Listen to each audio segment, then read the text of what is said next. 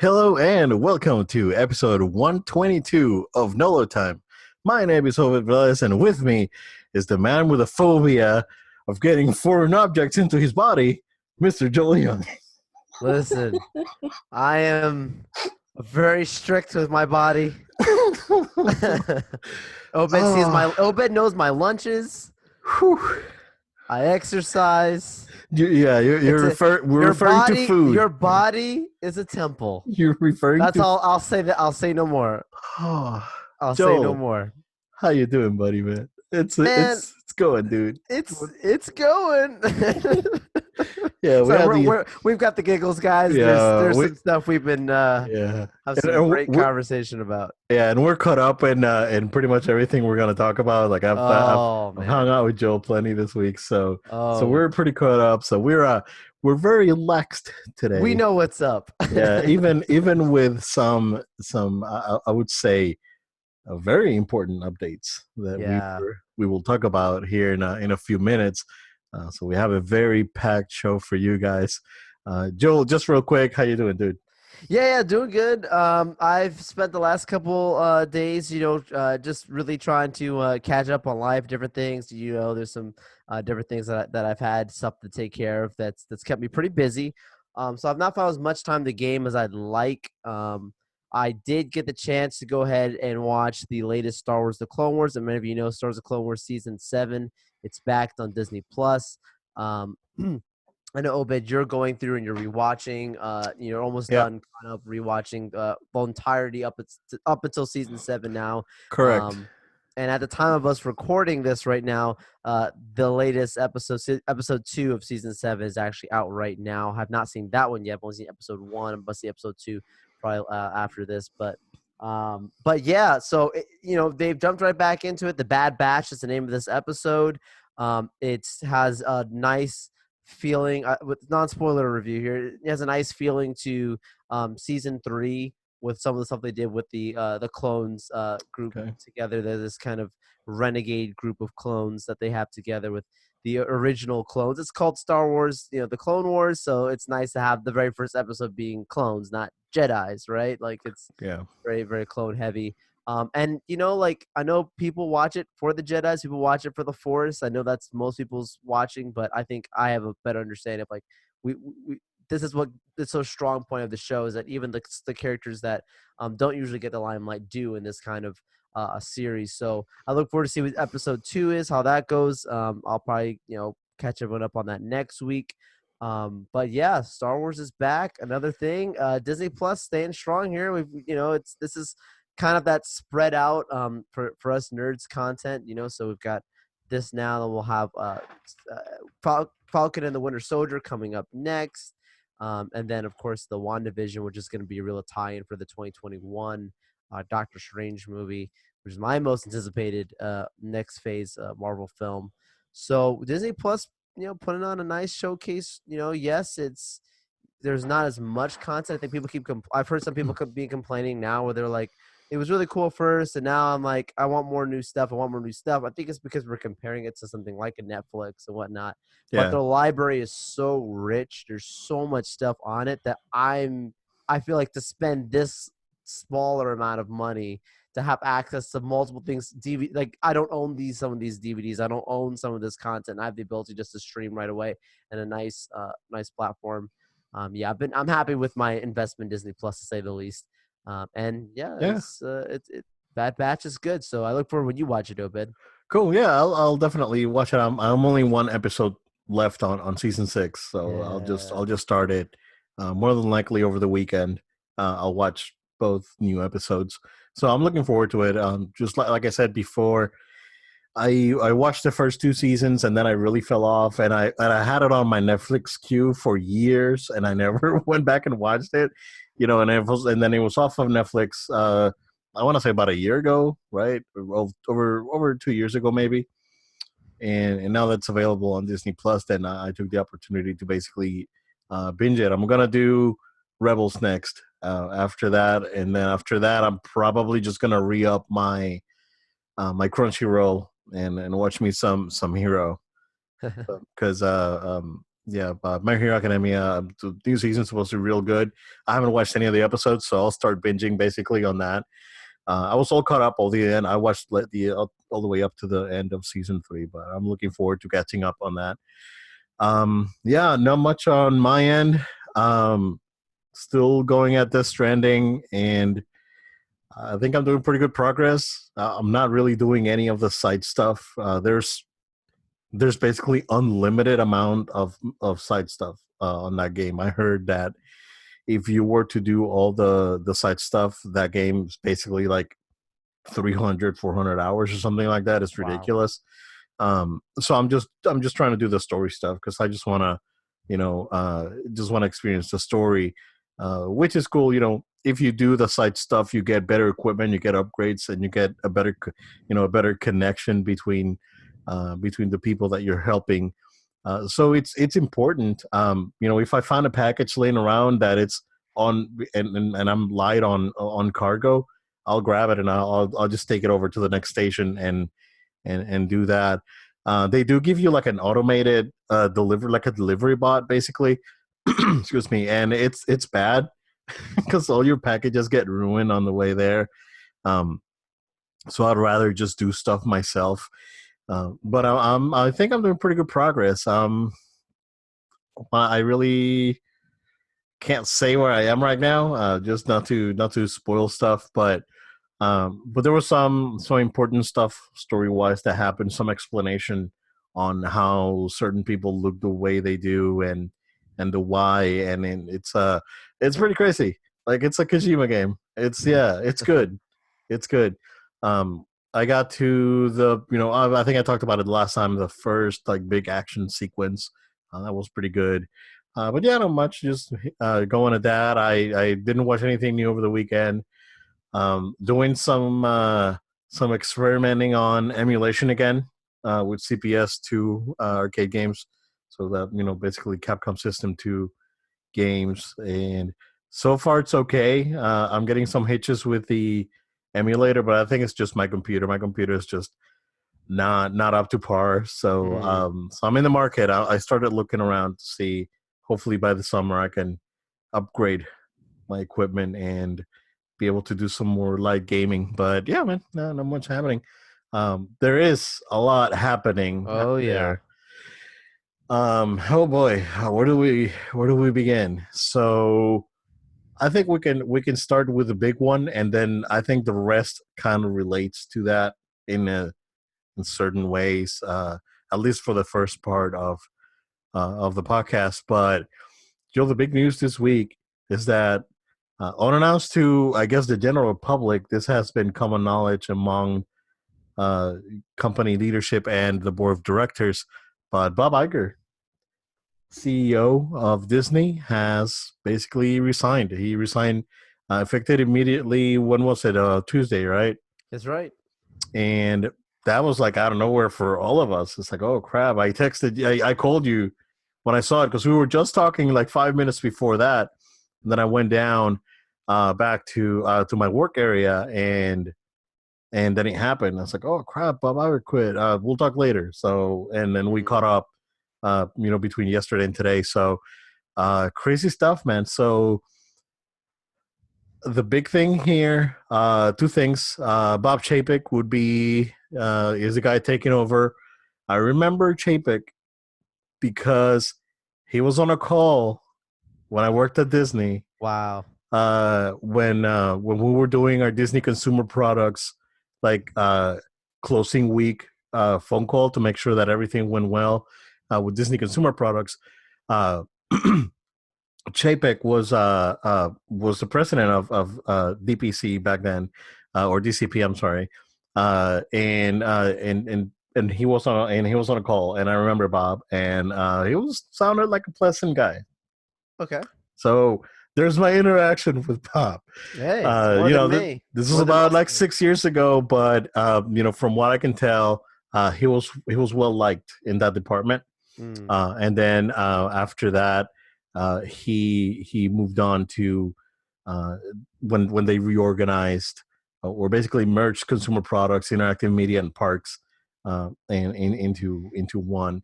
Um, So he's a Disney veteran, been in Disney for 25 years, has experience with studios, has experience with distribution, has experience with consumer products, has experience with parks and resorts.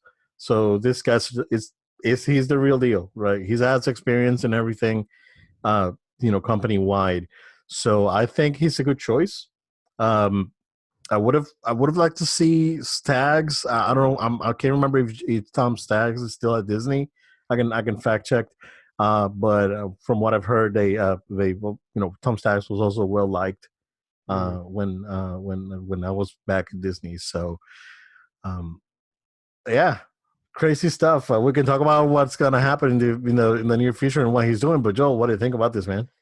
Yeah, I think this is big news, a surprise to most of us. And when I say surprise, for you and I, it was more so surprise of like hey, this just happened, he's leaving, versus like there wasn't like, oh, he's now phasing out or at the end of his contract. That would make sense, right? His contract ends December of 2021.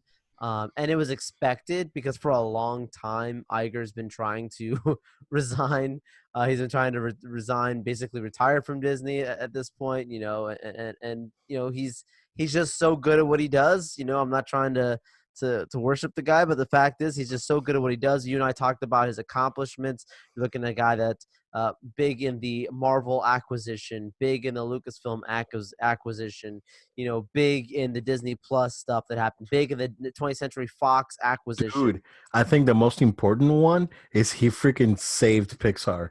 Like Pixar, yep, because the relationship with Pixar was ruined by Michael Eisner when Eisner was CEO. right. So he burned that bridge, and then when the board voted Eisner out and Iger took over, he basically like salvaged that relationship and eventually like almost right away merged with Pixar. Um, so yeah, Yeah, that's big. Yeah, his accomplishments is not small, is what we're trying to say. This is like some stuff that literally is going to go in the record books.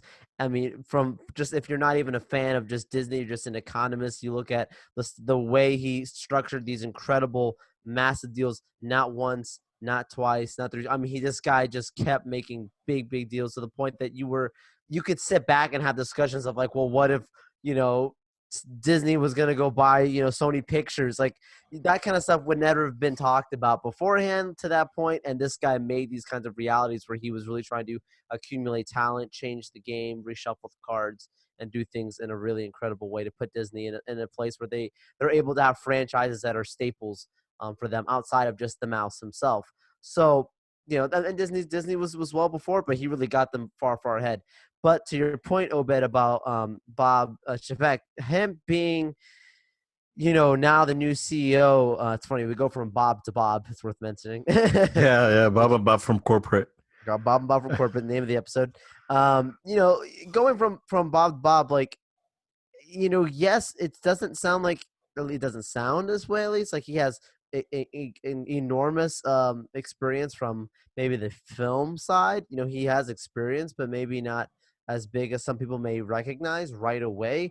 But it's important for us to note that he has someone like Iger who's still existing in the company. He's stepping down as CEO, but he's still a chairman until his contract ends in 2021. Basically, Iger is going to be leading the creative side right now.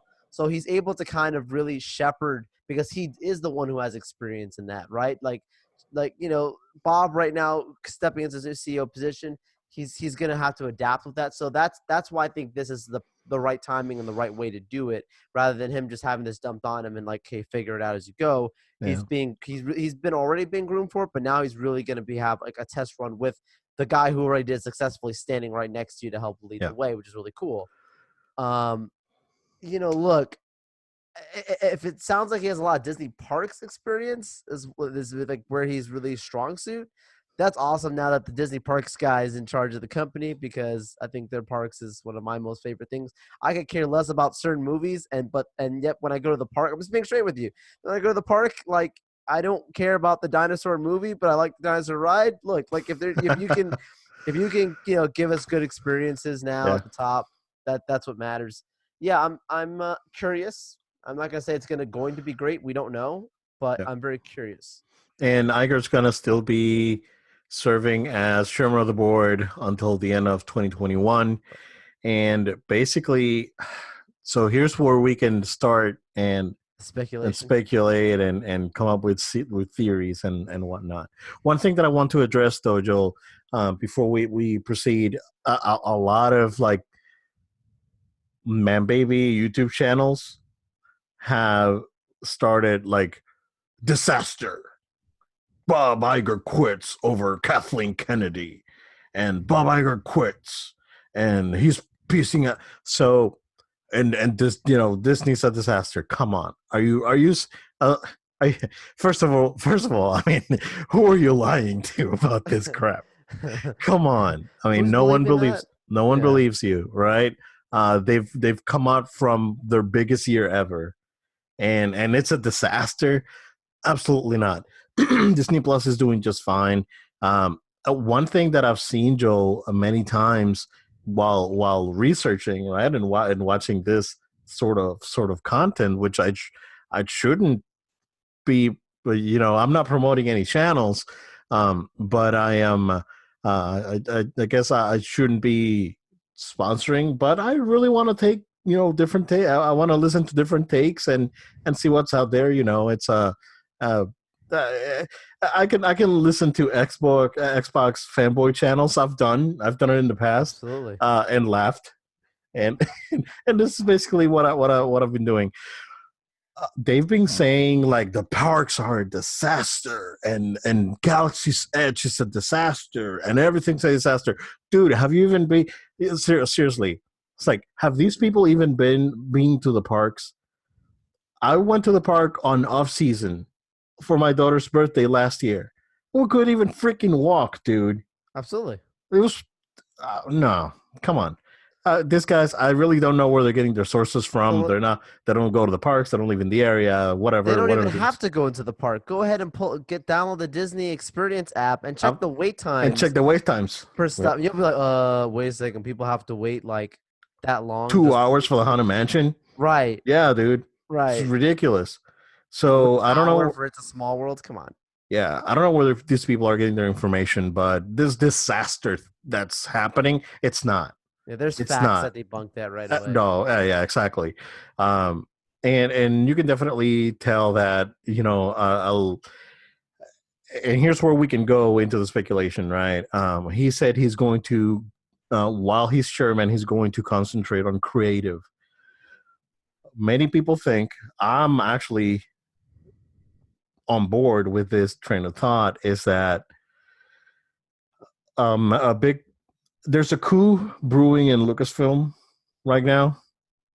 Um, it's been talked for a couple of weeks now that apparently, and we haven't talked about it in the show, but there is like people with sources with take this with a grain of salt, right? So we're basically uh, talking about a speculation, Yep. but there's people saying that Dave Filoni and John Favreau are mounting a coup at Lucasfilm, and they want Kennedy out because they've been affected with some of her choices and what apparently happened with J.J. Abrams and Rise of Skywalker, and what happened between her and Mark Hamill. So all these things, right? So I guess employees are mounting a coup, um, and and something must be done. So I mean, the big rumor is that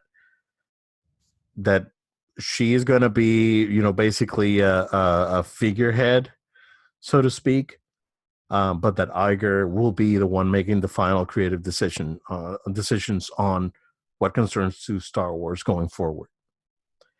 Um, I'm on board with this theory, Joe, until the right person's selected to lead Lucasfilm after Kathleen Kennedy leaves, which is what 2021. So we got at least one more year. I think that's what's happening. I think Mm, Iger is going to take the reins and take care of the creative side of Lucasfilm because they need it. Um, I and more than likely he's going to try and help that new person transition into the role in a smoother way, mm. whoever that person will be. and then he's gonna leave and chill out. He's gonna he's gonna retire. He's gonna enjoy his millions. He's gonna buy a basketball team and move on. Right. Um, I'm on board with this theory, Joel, and it's because of what's been happening with Star Wars. And I know that fans are important to Bob Iger. That was clear to me when I worked at Disney back then. It was clear to me when on my third round at Disney when I was a contractor. And it's clear to me now that that he's leaving. He really does care about people's experiences with the brand, and something needs to be done. So it's a bold move. It's a big deal decision, right? That was made, but in my opinion, that's what's happening, Joe. Yeah, I think it's no surprise that it's not just the fan response because fans don't entirely run the box office. And I hate to say that. I know people would be like, "What are you talking about, Joel? Like, we've got power." Like at the end of the day, it's the general consumer, right? That Yep. consists sometimes of fans, consists of casuals, consists of just a general audiences around the world. And Star Wars is massive, some of the biggest fandoms for sure. But I think even some casual people will tell you that maybe things that should be more hype for them or more they should be more excited about within the Star Wars franchise. Sometimes didn't hit home the way it was expected to, and looking at the understanding from a background standpoint, how often we keep getting these really scary stories. It's like, okay, this person, is being removed from the project in the middle of the project, and because she didn't like the script or whatever. It sounds like this is too much of a recurring theme, and I could easily see that there's no shock if there's an official word of like, look, this is a literal reorg or even to that point a literal dismissal, which can happen.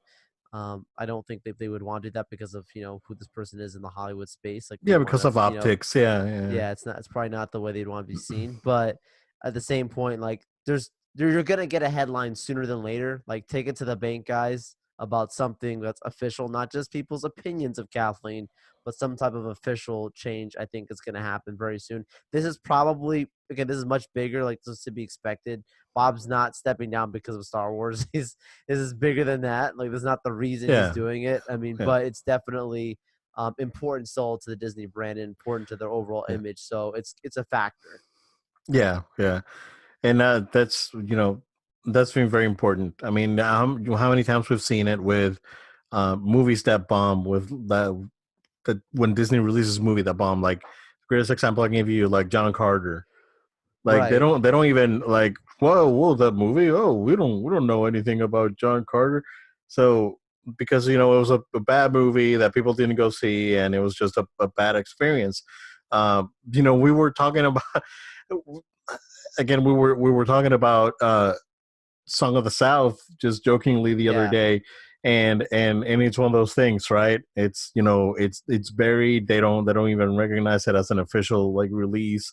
Yes, there's like stuff based on it, like a very popular Ride of Magic Kingdoms based off of Song of the South, but they don't recognize Song of the South to be actually a Disney property per Oh, se. that's like So the Song of South. Who is that? What is that? Doesn't exist. Like it's yeah, like wiped from their memories. exactly. The Good Dinosaur. I Good mean, like Dinosaur. there's some random ones that people are like, oh yeah, that was a Disney movie. Disney's very smart to like The, let's dude, make it disappear. The Good Dinosaur is so bad that they don't even play it on like Disney Junior or anything. No, It's no. yeah. So I mean that's a lot. So they do try to clean up their mess, right? There's a mess with Star Wars. There's no question about it, right? As much as we love it, as much as I like the Rise of Skywalker, there's a mess, and Yeah, yeah. the mess needs to be cleaned up. And for the next year or so, he's going to be the cleaner. That's my opinion. Uh, we're gonna talk about the Grand Republic and or the High Republic and all that here in a minute, but uh, just real quick, Joel, it was announced also just yesterday that Spielberg will is no longer directing Indiana Jones 5, and that Lucasfilm is reaching out to James Mangold to replace Spielberg. Mm. If Spielberg has a disagreement with Kennedy, you know things are bad, dude. Because I said this a few weeks ago that she was at her best when she worked with Spielberg. And if there's an actual rift between them, they've been working together since like for like 40 Oh years. yeah. If there's a rift between them, dude, then there's something happening. There's something going on, and at this point, just speculation that there's a problem. In my opinion, is no longer speculation. There is an internal problem, and it needs to be addressed. And you know, I think the approach that they're having with this new High Republic property that they're introducing. I think the approach is good. I have my criticism on it as well. We can talk about it in a minute, but um, yeah, Joel, what about this indie stuff and Spielberg? It caught me by surprise. I wasn't aware of it till you made me aware of it. So somehow, some way, it slipped through the cracks of the news I was seeing. And when I did see it, I didn't believe it at first. I was like, "Wait, Spielberg wouldn't leave Indy? Like, really?" And then, like, I'm reading this stuff and seeing these articles by, I believe it was Variety, was the ones who did the exclusive, and I'm just like, "Hold on one second. Like, this guy's been doing this. Even the reports say he's been doing the Indy franchise for forever. It's been his baby. He's been working with Kathleen for a very long time. Um, now you've got the Disney brand behind you. Like, you would think, okay, this is the best case scenario for this thing to just be a beautiful match made. You got Harrison Ford involved. So just to be clear, basically, uh, Kennedy has worked with Spielberg on every movie of his since Raiders of the Lost Ark, Yes. since 1981. Now, come on, dude. They know each other. They've been doing this for a long time. They know how each other work. It sounds like two friends getting together. Like I said, you have Disney brand behind you. It just sounded like a great recipe for a great success. And so for one big person who's been in this franchise for 39 years decides to say, I'm out. I can't do this. I'll be a producer, but there's script according to Harrison Ford, script issues is what's directly the reason why that Yeah, this has been delayed, the same which is problem that's been going on with Star Wars, Star dude. Wars. That's what I'm trying to say. Where there's smoke, there's fire, right? Like there's some smoke here. So yeah, I'm no not more can be said aside from that. Like if you're losing Steven Spielberg, well, that's a problem. Yeah, I mean they had the same problem with Solo. They had the same problem with Episode 9. Uh, uh, I don't know. I don't know. I'm just there is a problem, and the problem needs to be addressed. I think Iger's the guy to do it. Right. That's my opinion. I really don't know what happened to Kathleen Kennedy. I think the problem that happened with Kathleen Kennedy is that she was given too much power. George And Lucas effect. yeah, the George Lucas effect, exactly. Um, I always remember that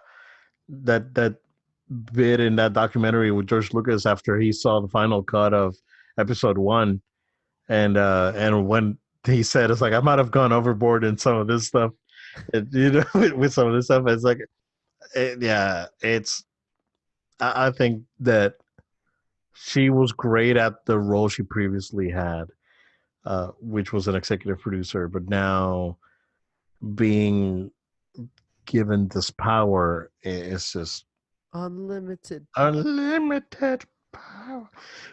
We'll see what happens with that. Again, this is all speculation, but in my opinion, if you ask me, that's what's happening.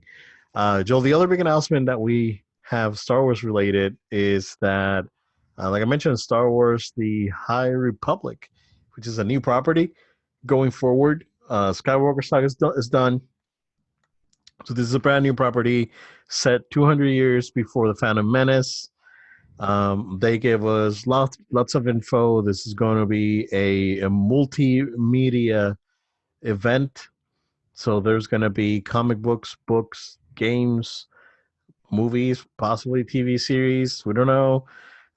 But it the next step in Star Wars, man, is it's cool that they're actually just going back to to the old Republic times, but not far enough where it's completely disconnected from the canon the of Star Wars. So interesting. Some of the designs look really good. Some of the stuff that the writers are writing on the boards is a little bit concerning. That I gotta give to the man babies because I saw dissection videos of stuff that's written on the board like no man or diversity and these things, right? And that's annoying and it's stupid. Um, give fans what they want. I know that they want to rebrand Star Wars into this uh, gender neutral thing, and that's awesome. I actually absolutely like that a lot. But thankfully, that's the series is gonna be that they're gonna have stuff for adults, stuff for young adults, stuff for teenagers, and stuff for kids. So they're expanding this new properties in for everyone, and I think that's a pretty good idea. At the end of the day, even though I have my concerns, but yeah, what do you think? So I think the timeline is perfect. Obed, you know it. I know you're not fond of them going to the old Republic timeline. I They're not very going much too far. that's what I'm trying to get at. So old Republic would be like thousands of years, right? Yeah, Like that would literally be like right earlier years, right? So basically after Old Republic, they win a war, right? And then we have a season of peace and prosperity, right? This is that time. This is that golden age the of golden Star age. Wars Yeah, where there's not really like where Obi-Wan talks about slightly, where it's like they were the ones running stuff before Palpatine comes in and starts to slowly creep through and rise his plan up, right, for the dark side to rule again. But between this time, of course, there's still an enemy, and that's what they have in the synopsis when they were marketing this. Like, look, it's a good time. It's a good time and everything. It's not a dark time at all. But like, there's still something that, of course, will always try and combat the light. There's still some type of, foe and dark force to be faced. But looking at the timeline, I think it's great. It's 200 years, basically before the Skywalker saga, and High Republic. Does this mean that this is going to be the stuff that they begin to push on us for movies and television? Maybe. I mean, I've read many different things. Believe what you will on the internet, but it's one of those things where, like they've said, whatever game that's going to come out next and whatever books are going to come out next for Star Wars are going to be indicative of where the Star Wars franchise is going to go as a whole. So if that's the case, then that would mean what they're doing here is for sure the future of Star Wars, all in all. Doesn't mean that they're going to adapt the exact stories of what's being done in the books. I don't think they would do that. That's just not the Star Wars way, anyways. These are supposed to be side stories, but there's points to it, and there's things that may still carry over. But it really comes down to how much this is going to be embraced, right? Like Star Wars fans will definitely get their hands on it. Star Wars always sells, but how much will it be embraced is a tough place to be, because to your point, Obed, when people are catching that you're doing things to try to maybe try to make it come across appealing, it's actually becoming unappealing for many people because it feels like you're not trying to say put on the board make a good story. You're putting on the board check marks, right? And I yeah, think it comes across very unorganic. It comes across very um, like almost like if we don't have a good story, that's fine. It almost sends that message, right? If it's okay, it's fine as long as we hit these points. That's what will measure our successes, and yeah. that's a concern I would definitely hand as well, right? Organic, just good stories represent many things. Correct. That's how it's supposed to be. Yeah. I think it's very important to put story in the center. Yeah. You can come up, create the story, make the story something that's compelling, and then work in other things if that's the case, right?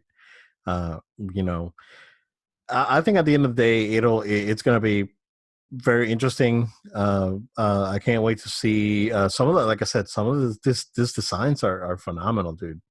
Like some of them are really good. So I'm really interested to see what's going to come out of it. I would love to see a couple movies based on this. Maybe you know do this and do like future Star Wars, like after, like again, this is like phase one of Yes. whatever the future Yes. of Star Wars is. Yes. So Absolutely. this doesn't mean that Star Wars is going to get stuck 200 Mm. years before Phantom Menace. In my opinion, what's probably going to happen is that it's we're going to get this first for now. This is going to go on for a few years. Hmm. Eventually, even not even when this is done, we'll probably get something like past the Skywalker saga, into whatever comes next. Like, I don't know, 100 years after you'd Rise of Skywalker. So, what we get the whatever Broom Kid and whatever Jedi were trained after Rey's gone and passed on her knowledge, and have them go into hijinks and adventure. So yeah. Uh, Again, if they stay true to the designs and the stories are good, I'm sure it's going to be okay. I do have my concerns, but this could all be alleviated if what we were just talking about previously Yeah. true. Then we don't have to be worried about it. So, one last bit of Star Wars news, Joe, before we take a quick break. There was an out of nowhere announcement that J.D. Dillard is working on a Star Wars movie. It's unclear if it's going to be Yeah. a motion picture, or is it going to be um, a Disney Plus exclusive film? Rumor is that it's maybe a Lando spinoff. That should be interesting. That's pretty good if they can bring Donald Glover back. That would be awesome, and have him do Lando his way. That's cool, right? Yeah. Yeah, sounds like it's going to be more and more leaning towards a Disney Plus movie, not like a feature film movie, which is still fine. That's It's like a great, smaller right? project, yeah. Yeah, like I think that's still great, and I think that Disney Plus is a great opportunity to do that because if The Mandalorian is indicative of live action, smaller scale Star Wars, then I'm fine with more of that kind of stuff where you just round out in about 2 hours or maybe even less a nice adventure that takes place in the Star Wars galaxy, whether it's with characters we know or something completely new. But yeah, if it is like a Lando thing, fun, cool. If it's just something else, that's fine. But I mean, there's just no way to tell, right? Like this director, it sounds like this person that's working on started writing this, at least at this point. It seems like his So more of Lauren his B. Strider experience. working with him as well. Yeah, it sounds like they've worked more on smaller things, so I wouldn't think Disney would give a large project to someone with smaller experience. It's probably something that's safe. Correct. Yeah. Cool. All right.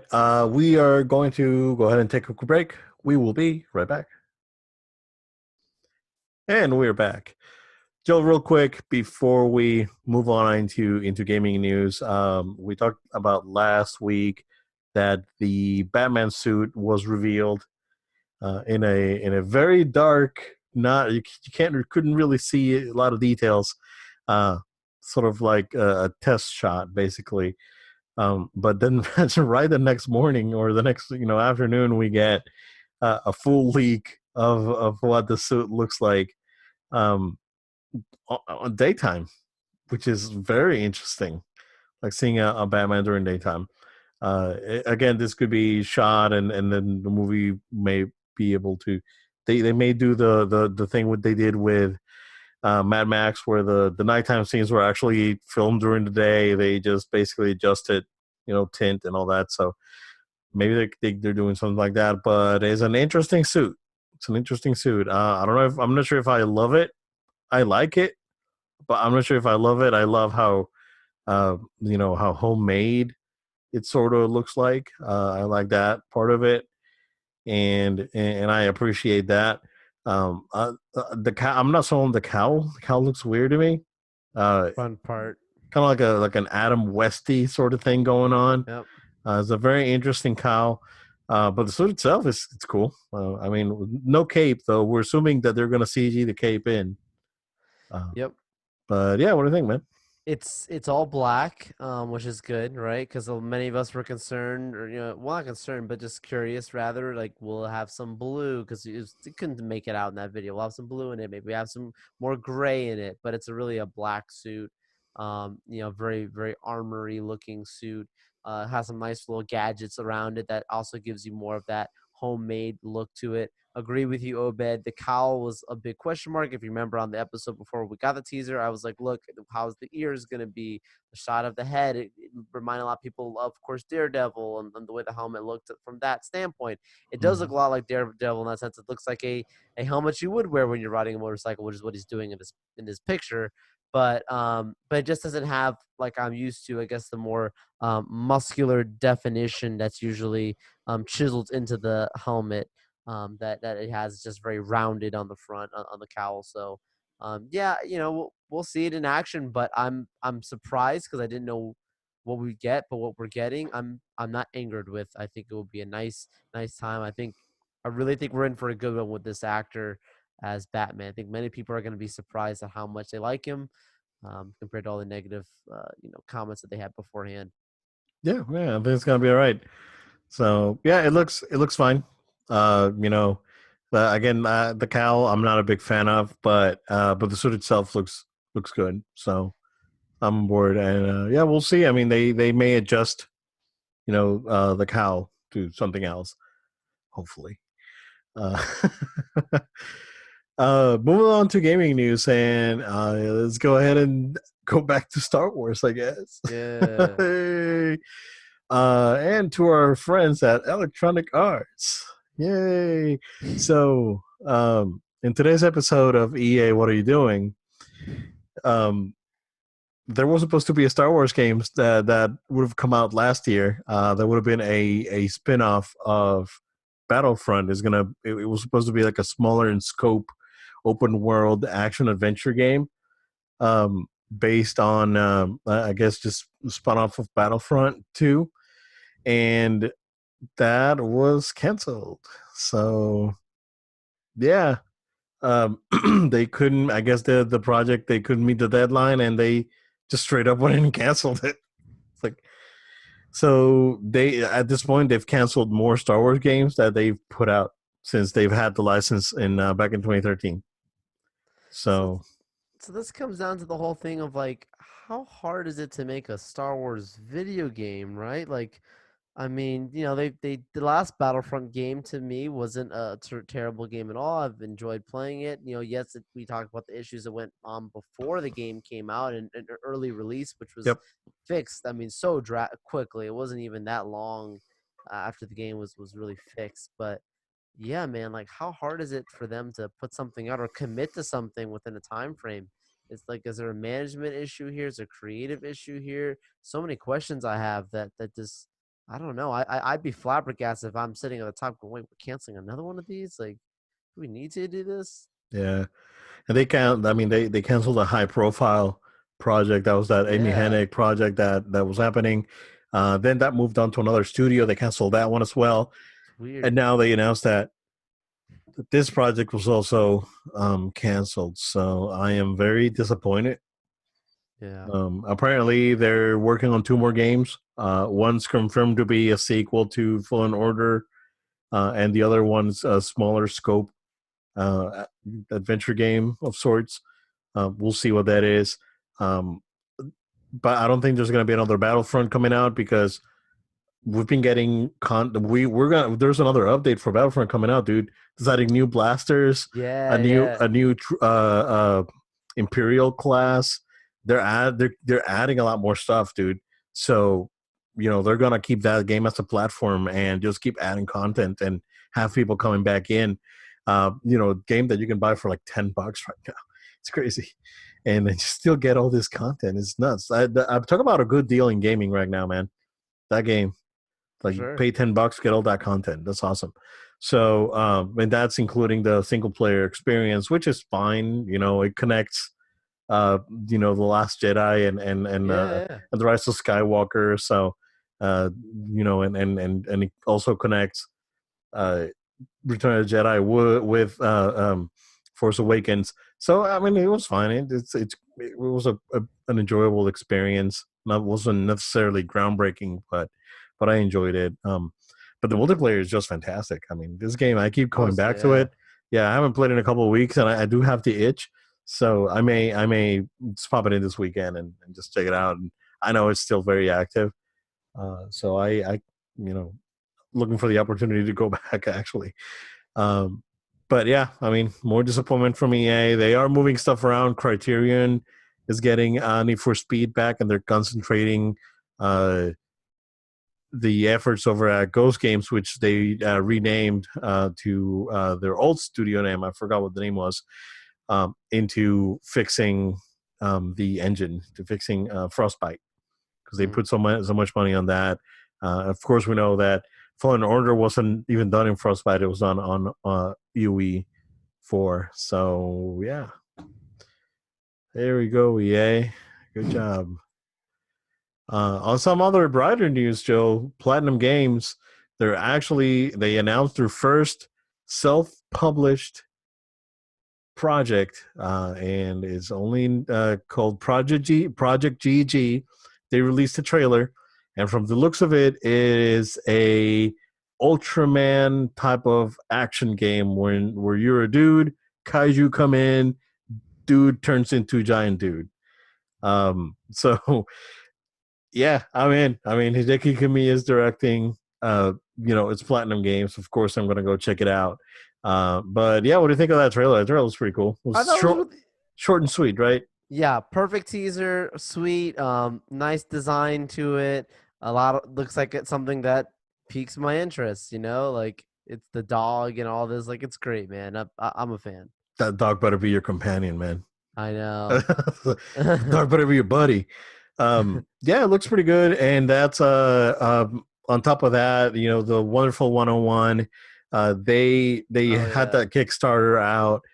They surpassed their goals with like crazy numbers. And it's coming out for PS4, Switch, and PC on May 19th. So that was a Wii U exclusive game, Joel. Yeah, yeah. So I may grab it on the Switch. I heard really good things about this game. This game is, of course, a spiritual successor to the Beautiful Joe games that came out for GameCube. So wouldn't mind checking it out on the Switch for sure. Last game I got from Platinum, it, Astral Chain was just so good. I really, really enjoyed that game on the Switch. I mean, even for a Switch game, it looked okay. It's funny because you would play it, but then I would switch back between that and Battlefront, and it's you can't even like the Switch is trying right, but you can't even compare it with a standard PS4. It's nuts. But yeah, I'm happy that Platinum Games, they're out there and they're doing their own stuff now. I'd hope that one day we could actually see what was that game that was coming out for Xbox One that they canceled. Uh, that everyone was pissed about. Oh man, forgot what that game was. The one with the big dragon. Uh, Oh, I know.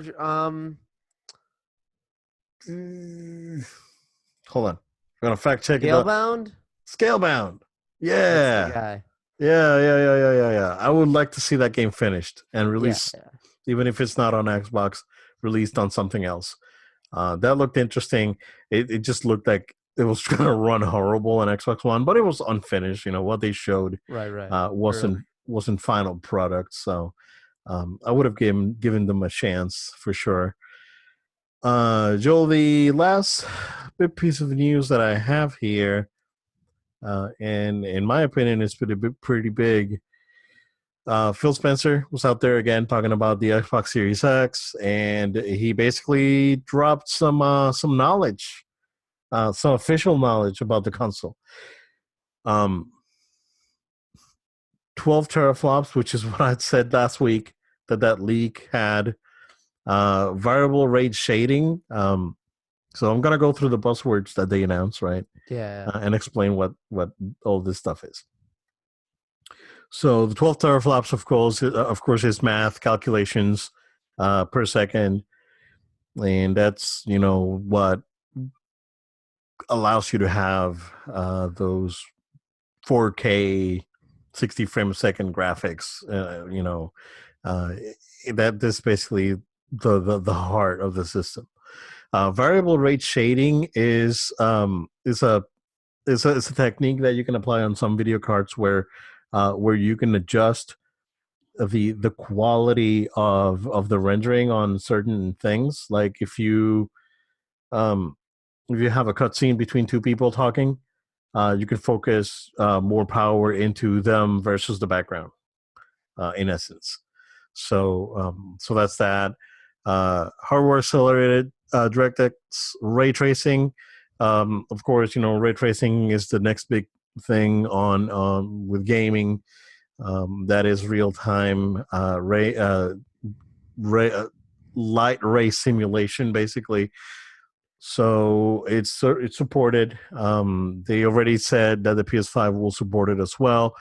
This is a very GPU intensive process, so the 12 teraflops will definitely are beneficial. Is beneficial to the ray tracing.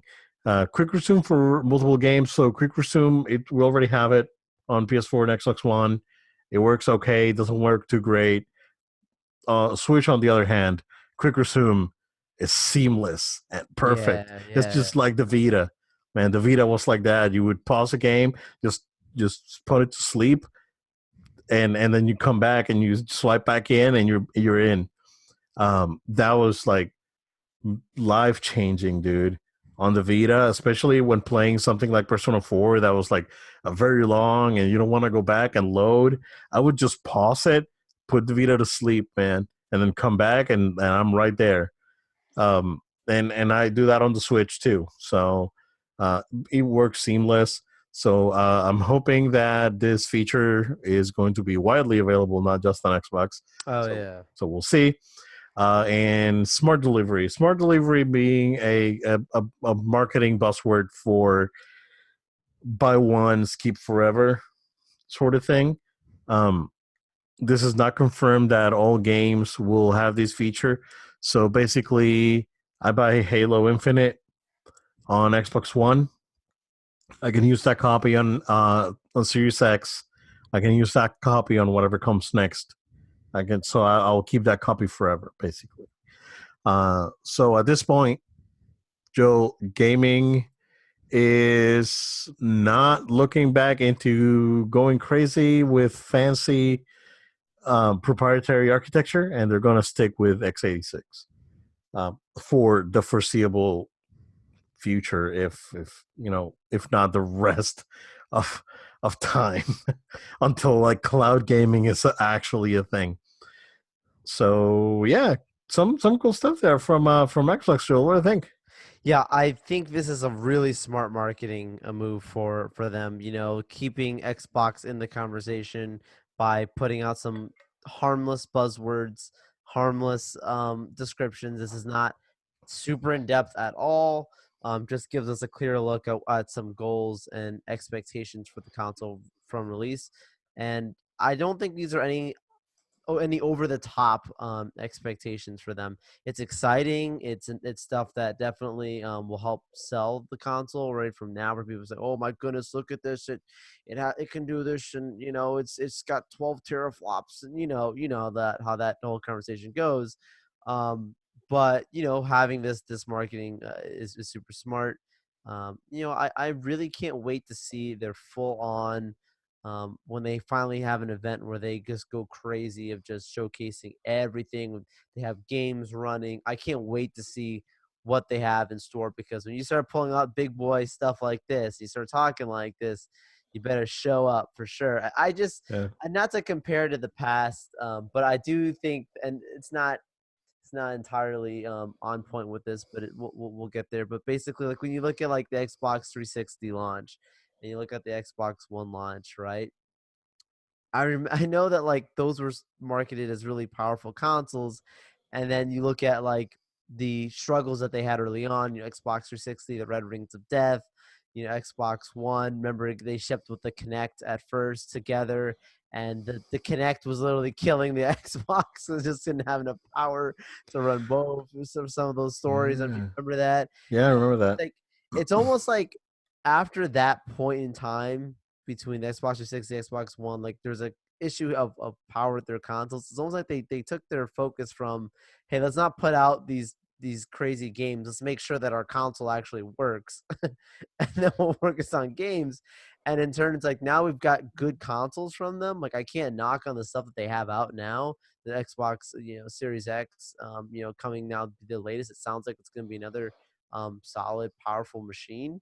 But it's like almost like they've they've had those past failures, and it's almost like now that's where their mind is at. Like make sure we just don't have a Red Rings of Death, or something Yeah. that just can't handle. But I can't wait to see it running when they actually have like full on presentation showing it in the moment. This is just now pre-hype, pre-marketing. Yeah. Yep. They've also confirmed the Zen 2 CPU with RDNA 2. Um, and they're still saying that this will support 8K and up to 120 frames a second. So they're still claiming that does support HDMI 2.1. So yeah, this is a I say future ready machine. Whenever 8K actually becomes a thing, I don't know when, but it'll probably be another 2 3 years until 8K starts catching up. But they'll be ready. And yeah, I think that overall they're doing a good job with messaging. I saw a bunch of PlayStation fanboys just asking. I was like, "Where's our stuff? Where's our stuff?" Just be Yeah. patient, guys. Whatever. It's not. This is not a. It's not this is not a sprint. It's a marathon. And at this point, how things are going, Joel, I don't know if these consoles are going to be even released this year. With coronavirus and all that. So we shall see. Yeah, But yeah. from what I've seen so far from Xbox, is very impressive. I mean, I gotta give it to them. Um, there was a small article this past week about the PS5 controller that is gonna have sensors that are going to measure your heart rate and measure your sweat on your hands. I remember So that. I do it's gonna remember it's gonna measure how sweaty you get, that. and just gonna detect if you have Cheetos hands. Um, and they also said that the triggers on the PS5 are not gonna be mechanical. They're gonna use like magnetic fluid, like sort of like what uh cars with like dynamic dampening use inside the shocks, where you can either stiffen or soften your ride. So that's how they're going to do the adaptive triggers on the PS5, which is interesting. I think that controller is going to be like $100 if you ask me. It's a pro controller basically at that point. But yeah, I mean, I think that Xbox is being very clear on their messaging. They're very clear that backwards compatibility is a big deal for them, and forwards compatibility is a big deal for them. So can't wait to see what Sony has to say. Maybe a couple of weeks. I don't know, Yeah, for because sure. GDC and PAX and all these things are getting like people are canceling. I don't think we're gonna have a great year. I don't know if E3 is gonna even get canceled. The Olympics are gonna cancel. Everything gets canceled. But at this point, we don't know, right? So we will have to see if this disease is contained, and hopefully, it'll be done sooner than rather than later, of course. But yeah, Joel, that's what we got, dude. If you don't have anything else or any breaking news, go ahead and go That's sleep. Yeah, for sure. Guys, thank you all so much for listening again to this next episode of No Load Time. Obed, I predict by our next episode, we're going to have some next gen news again. I think there's for sure going to be some more stuff coming in All the right. pipeline. So stay tuned, guys. With that being said, make sure to go ahead and subscribe to our show, iTunes, Google Play, SoundCloud, and Spotify for the podcast version, YouTube being for the video version. Also, make sure to follow us on social media. Go ahead and follow at No Load Time. That's at No Load Time on Facebook, Twitter, Instagram, and Twitch. Also, want to invite you all to send in any feedback, questions, comments. We welcome it here. Send an email to noloadtime@gmail.com. That's noloadtime@gmail.com. And we may even discuss it here on the show. But again, thank you all so much for following us and staying tuned with us. Our next episode will be coming in next week. We'll see if my prediction comes true. If there's some more next gen news, we'll see. We'll See you see. on our next episode. Thank you, guys. We'll see you again next time.